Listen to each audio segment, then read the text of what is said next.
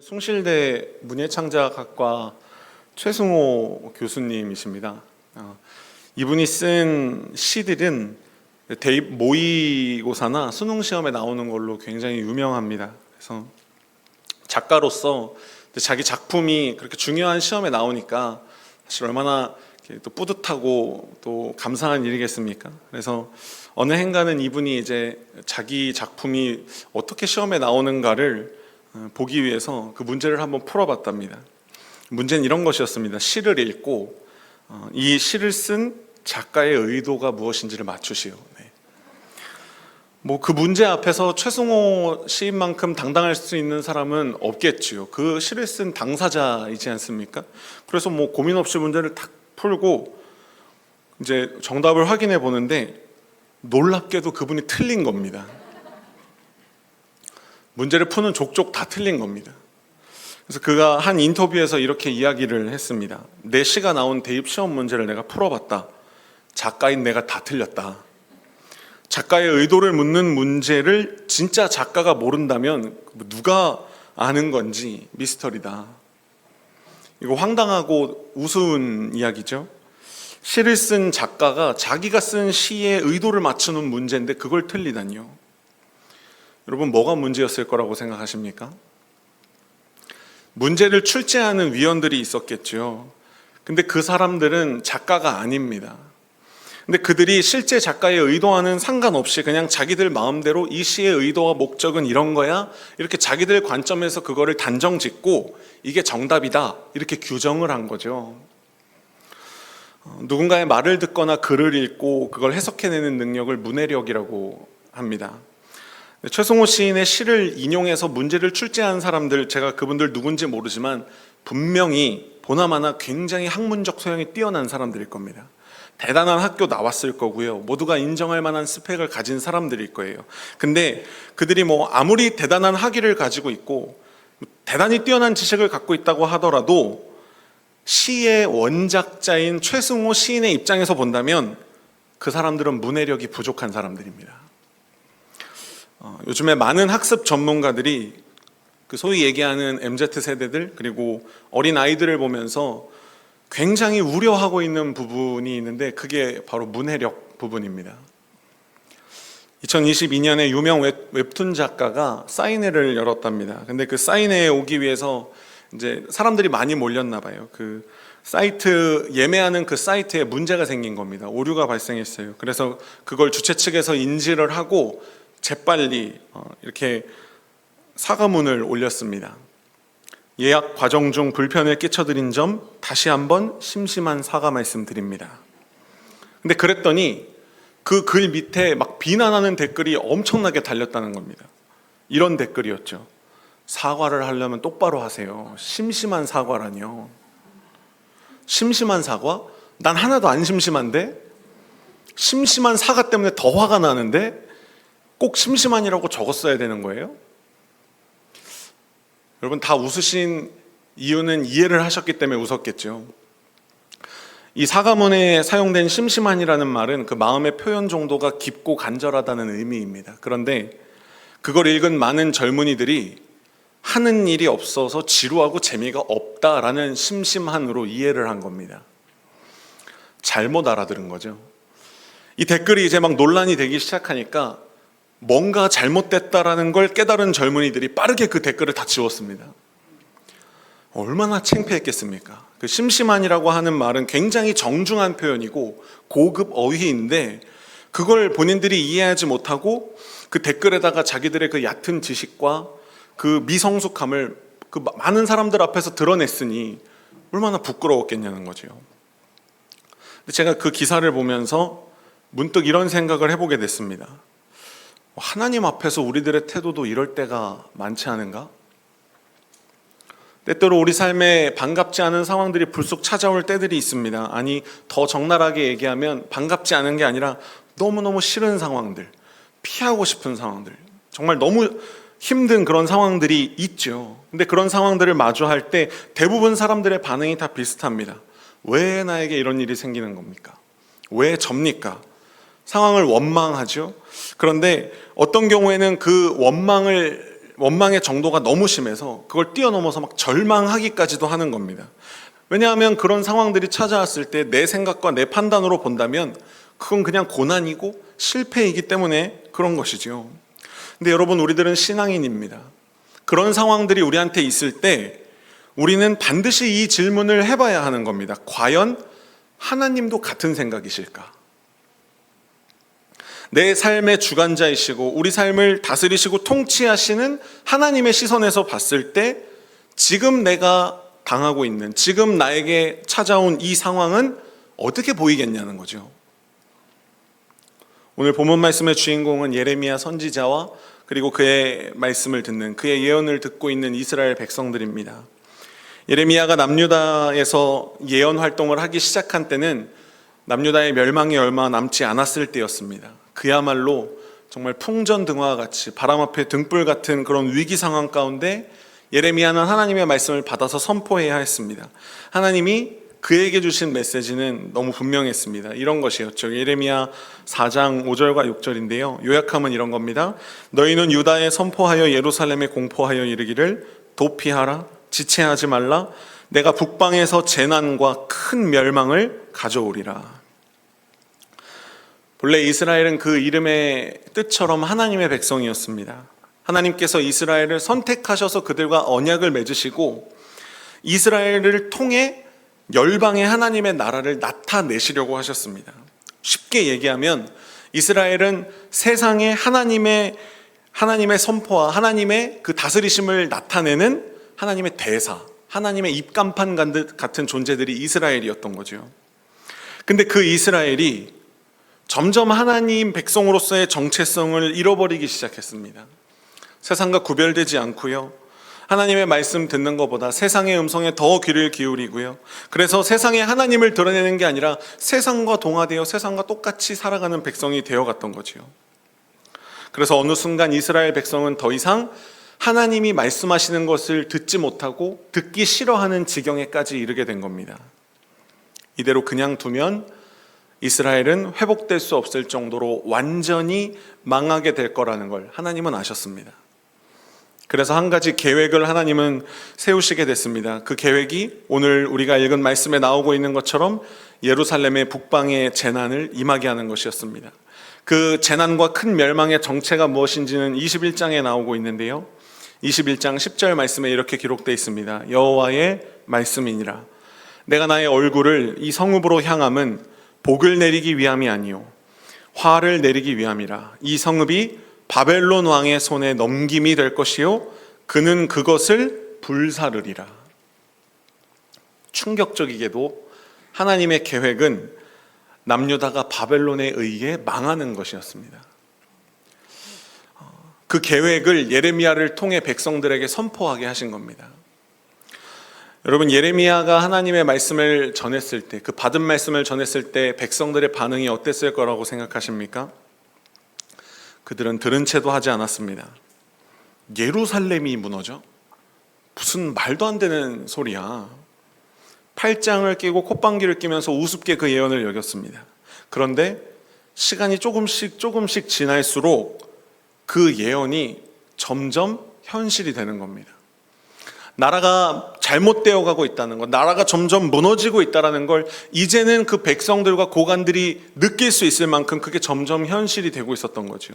그러다 남유다가 멸망하게 되는 결정적인 사건이 일어나게 되는데 그게 예레미야가 예언했던 바로 그 사건입니다. 북방에 바벨론이 쳐들어와서 예루살렘을 그냥 쑥대밭을 만들어버리고 불태워버리고 수많은 백성들과 고관들을 다 포로로 잡아간 겁니다. 이런 모습이었을 거라고 생각이 됩니다. 예루살렘의 파괴와 남유다의 멸망은요, 이스라엘 백성들에게는 정말 충격과 공포 그 자체였습니다.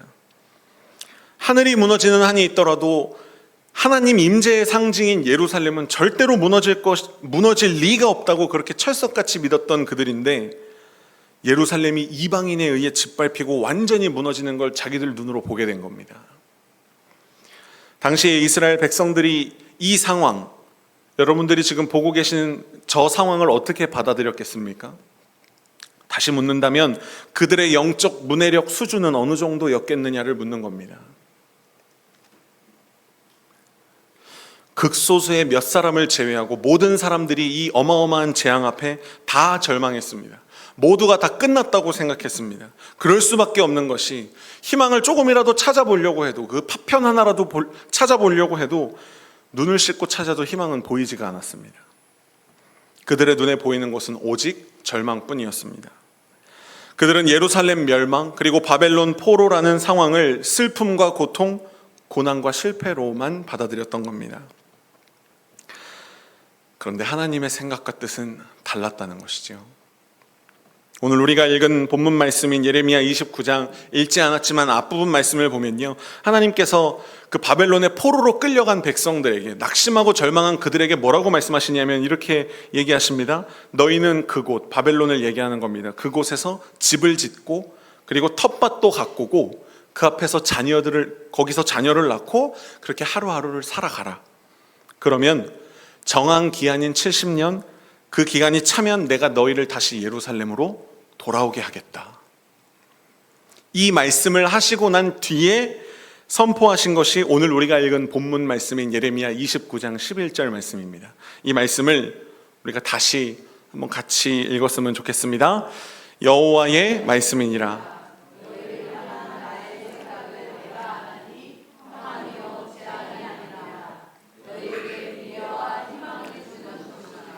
아멘.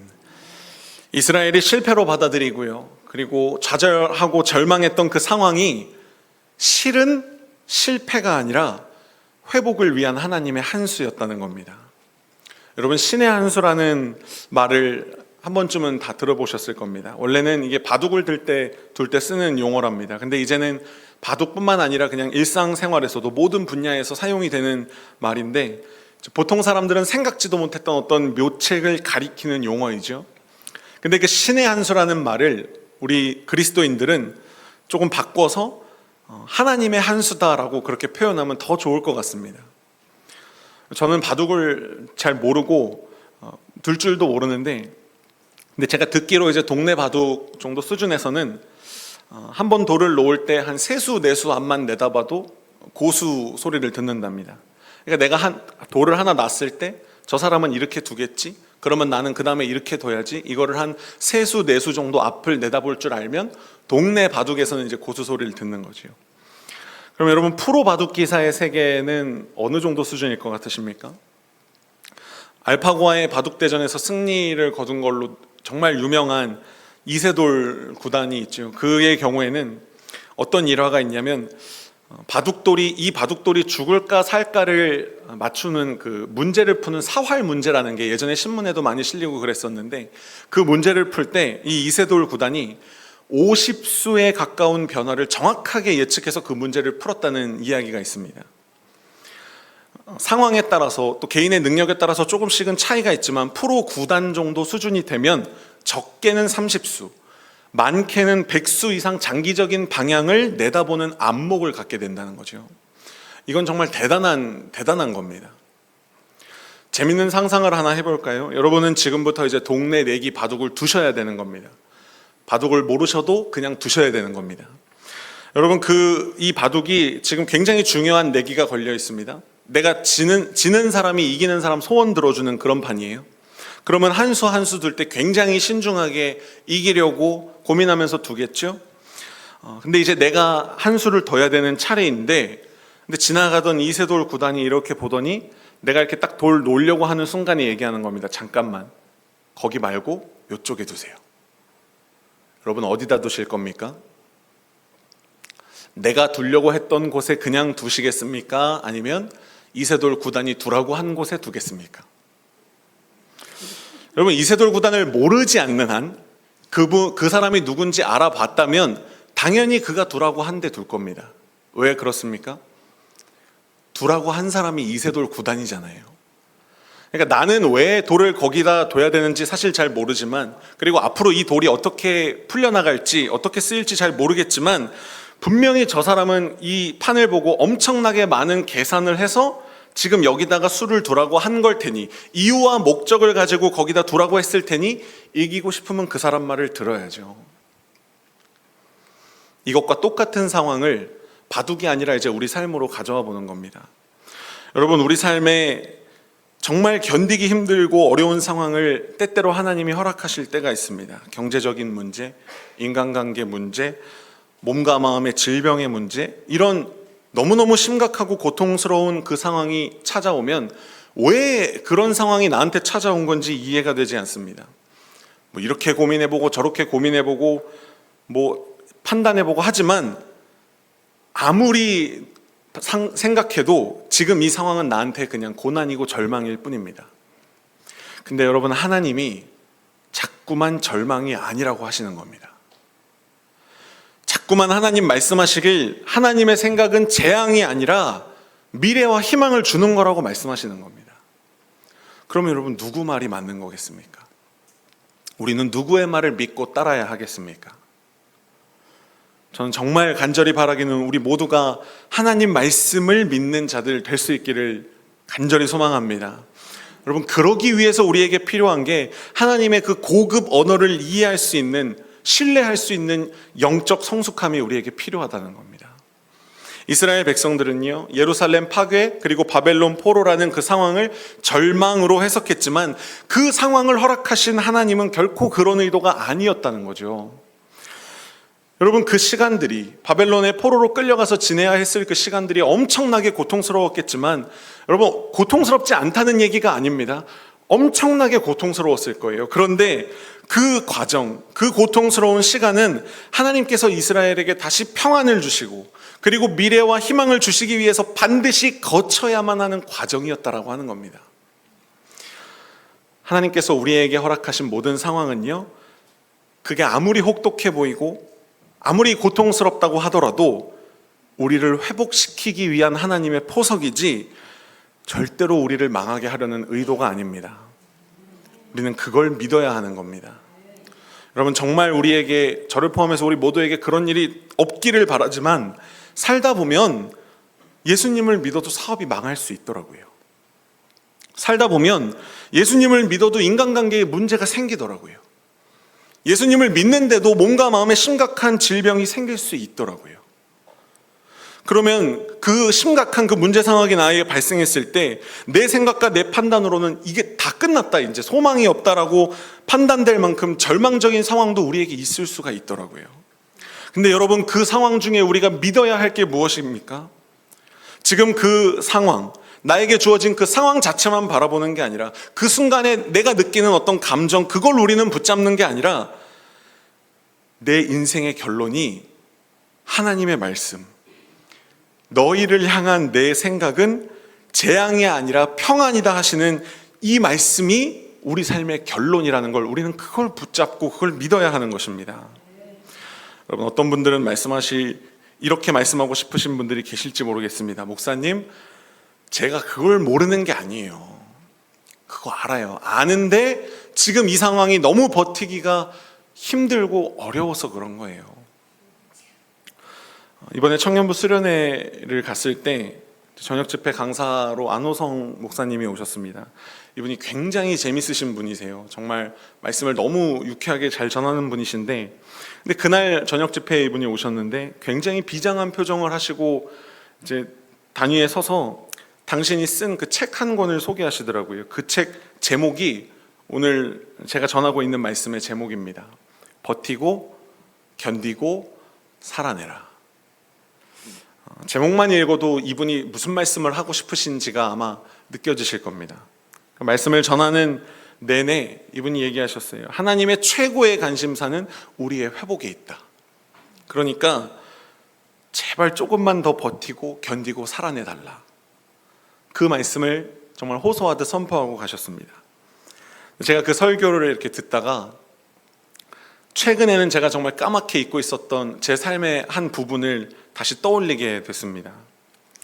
코로나가 한창이던 2021년, 2022년 이제 사람들의 모임이 하나씩 사라지면서 스케줄이 단순해지던 그 시기에 저와 제 아내는 오히려 평소에 없던 스케줄이 하나가 더 늘어났습니다. 2016년에 저희가 결혼을 하고 5년이 넘도록, 5년이라는 시간이 지나도록 저희 가정에 아이가 생기질 않았거든요.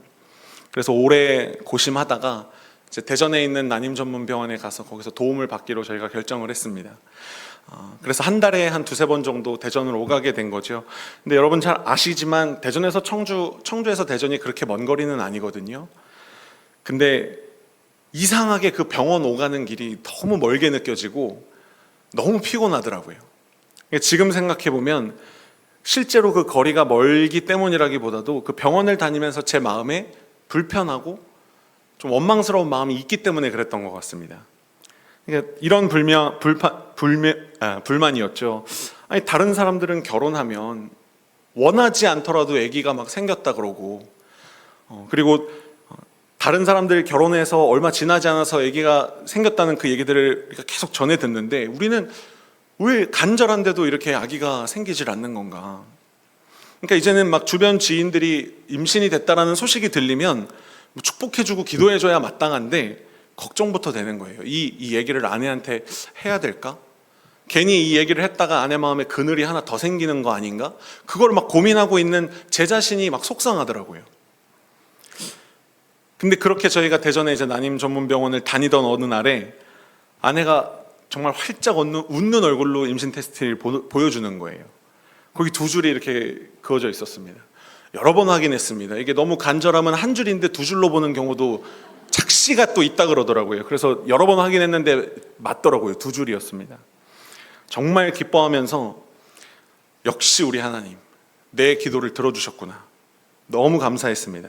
그러면서 이제 아내와 막 행복한 상상을 하는 거죠. 여자일지 남자일지 뭐 어떻게 키울지 이름은 뭐라고 할지 막 행복한 상상을 하면서 하루하루 보냈는데, 근데 이제 어느 날 새벽에 아내가 갑자기 깼는데 배가 너무 아프다면서 화장실에 들어가는 겁니다. 근데 화장실에 그런 일이 잘 없었기 때문에 저도 긴장하면서 일어났고 아내를 이제 기다리는데 한참이 지나도 나오질 못하는 거예요. 화장실에서.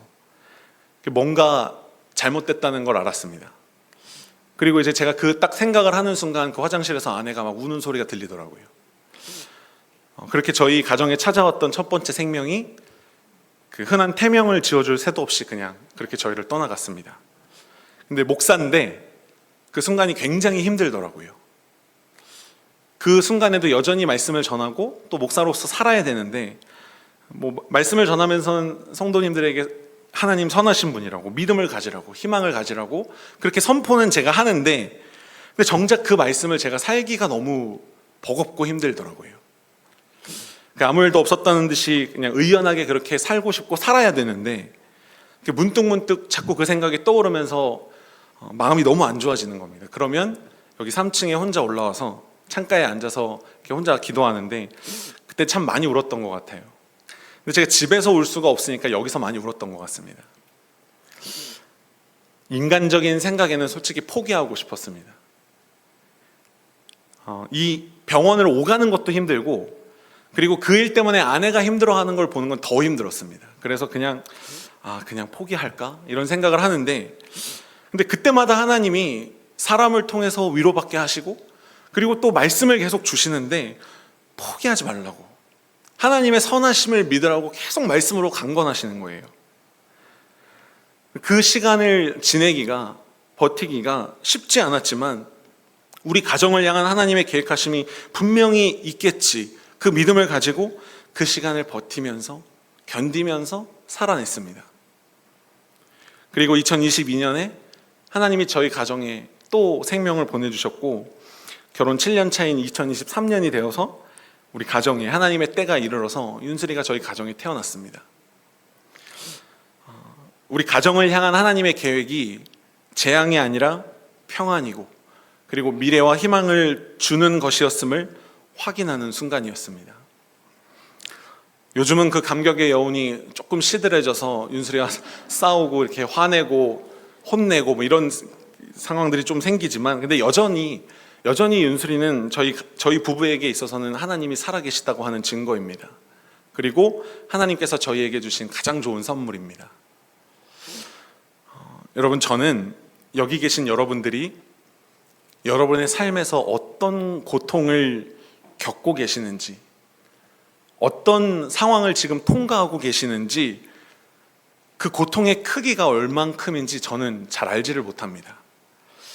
제가 여기 계신 여러분들을 뭐 한 분 한 분 개인적으로 다 만나고 뭐 오늘 하루 종일 여러분들의 삶의 이야기를 제가 다 듣는다고 하더라도 제가 그 고통의 10분의 1이라도 제가 제대로 이해할 수 있을까요? 근데요 여러분, 그럼에도 불구하고 제가 정말 감히 여러분에게 제가 드릴 수 있는, 선포할 수 있는 한 가지 진리는, 여러분을 향한 하나님의 생각은 평안이지 결코 재앙이 아니라는 겁니다. 지금도 우리 하나님은요, 우리에게, 여러분과 저에게 미래와 소망을 주시기 위해 선하게 일하고 계신다는 겁니다. 여러분, 하나님은 선하신 분이시고요, 그리고 그분이 그 누구보다 나를 사랑하시는 분이라는 것을 여러분 조금 더 의심하지 마시길 바랍니다. 만약에 누군가가 우리의 어떤 어려운 형편, 상황, 내가 당면하고 있는 어떤 어려움 때문에 야, 하나님이 너 정말 사랑하시는 게 맞아? 하나님이 사랑하신다면서 이 상황은 뭐야? 도대체 하나님이 너를 사랑하신다는 증거가 뭐야? 누가 혹시 여러분에게 그렇게 묻거든, 여러분 저 갈보리 산 위에 우뚝 서 있는 십자가를 그들에게 보여주시길 바랍니다. 하나님이 나를 얼마나 사랑하시는지, 그분은 나에게 미래와 소망 주시려고 자기의 하나밖에 없는 외아들을 십자가에 내주셨습니다. 여러분, 그렇게 우리를 사랑하시는 분을, 자기 아들을 내줄 만큼 나를 사랑하시는 그분을 우리가 어떻게 의심할 수 있겠습니까? 혹시 지금 버티고 또 견디고 살아내는 게 너무너무 힘들어서 포기하고 싶으셨던 분들이 계시다면, 정말 죽지 못해 하루하루 사는 것 같이 너무너무 힘든 분이 계셨다면, 그래서 포기하고 싶었던 분이 계시다면, 오늘 이 말씀을 통해 마음에 다시 소망이 움트는 은혜가 있기를 주의 이름으로 축복합니다. 안원송 목사님이 쓰신 그 책의 프롤로그에 적혀져 있는 문구를 전해드리며 오늘 말씀을 맺겠습니다. 원치 않는 실패와 가난과 질병 가운데 계십니까? 답답한 영적 침체와 사역의 위기 가운데 낙심하고 계십니까? 끝이 보이지 않는 진로 문제, 물질 문제, 관계 문제, 자녀 문제로 절망스러우십니까? 당신을 향한 하나님의 분명한 약속과 선명한 음성을 들으시길 바랍니다. 사랑하는 내 아들아, 사랑하는 내 딸아, 너희를 향한 내 뜻이 이루어져서 회복되고 역전되고 응답받고 대역전, 반전의 드라마가 완성될 때까지 제발